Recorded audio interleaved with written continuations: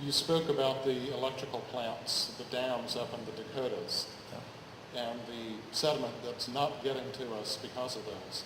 If those, even without that, even if that sediment were coming, how would the sediment get to replenish the marshlands to restore the coast with the levees along the river that are containing it and flushing it straight off the continental shelf? There are some diversions already. Would we use Bonnie Perry? Are there other diversions that already exist or should be built? There definitely will be more diversions. And I mean, even Bonnie Carey, which carries, is designed to carry 250,000 cubic feet of water a second out of the river in flood. And to give you context, Niagara Falls in flood carries 200,000 CFS. So you're talking about more water coming out of the river than goes over Niagara Falls in flood. That's a lot of water and a lot of sediment. There's already, trying to figure out how we can use that sediment in a beneficial way, like maybe putting it on the other side of the river, have a spillway elsewhere where it would serve a more direct role in rebuilding land. And in fact, there is a real question whether there's enough sediment even in the river now to do what it needs to do. Hopefully there is. I know some people who question that, and I know probably a larger number of scientists who think there's just barely enough. But there will be enormous diversions, very large ones. And that will certainly be part of the Corps' LACPR is what they call it, their plan for Category 5 diversions. There may be a fight between how they're designing these, where they're putting them. There is a plan that I don't know if it may not be the consensus view of scientists at this point, but I think a majority of the ones that I know, and probably the consensus of the ones that I know, whom I know, are support something called, and I hate the name, but as I said, I'm not clever, so I'm not good at like a quick name. If I were, maybe those viral emails would have worked. But they refer to it as realigning the river. And basically what that is chopping off the mouth of the river, just letting the river out like 30, 40 miles upriver from where it currently is.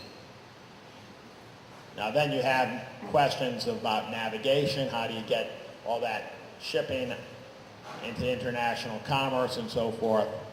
And there are other questions, saltwater intrusion going up the river and so forth and so on. But that would be the best way to redistribute the sediment most rapidly. And it can build land surprisingly quickly.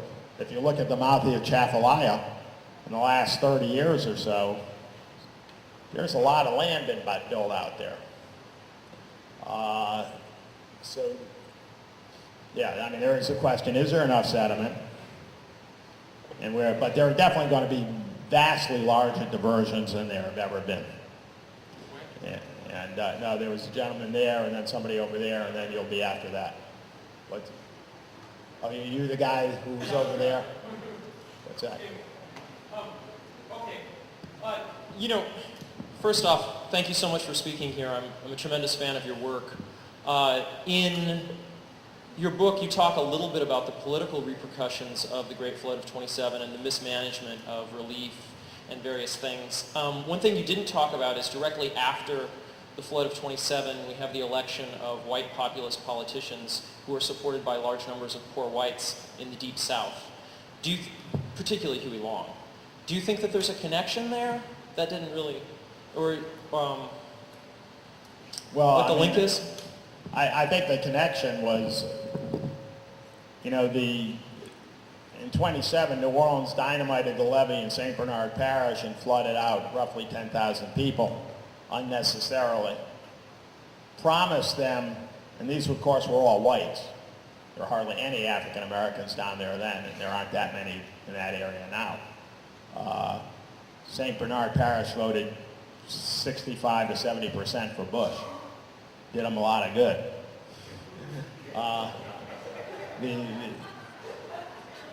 you know, and New Orleans promised to pay full compensation to those people, and they completely stiffed them.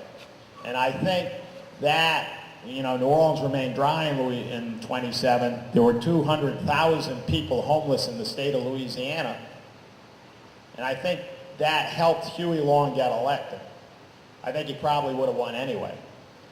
I think, so I think it played a bigger role in helping him survive the impeachment, the anti-New Orleans sentiment.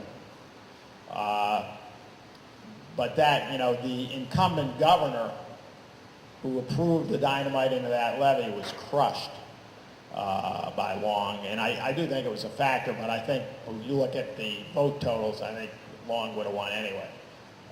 But Long was a progressive, and his whole family actually did an awful lot for African Americans. He was not a pitchfork Ben Tillman by any stretch. You know, he didn't talk about doing something for blacks, obviously, but you know, he was by no means one of the racist politicians who, so you know, socioeconomic. Yeah. Now let me make one plug for myself, and I really don't try to sell books when I give a talk unless I'm on a book tour. I think it's tacky. It's not that I can't use the money. But in this audience, I know you're all politically astute and interested. And my first book actually was out of print. But I have a collection that came out, and the whole purpose of the collection is to get roughly 100 pages of my first book back into print, the stuff that I consider most timeless about the political process in Washington. I think you might be interested in it. It's called Power Plays, Politics, Football, and Other Blood Sports. Whether it works as a book or not, that's up to the reader. Some people think it does, some people don't, but it combines all those stories I ever wrote on sports with an extended excerpts from that first book, a lot of which involves the media and the rise of Newt Gingrich and the rise of the Republican media machine. Actually, I mean, I wrote it in 1989.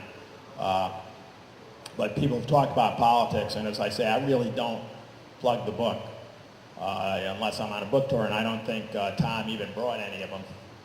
But they are available. I'm sure Tom would be happy to get them for you. So apologies for that plug, but for this audience, again, I think it'd be useful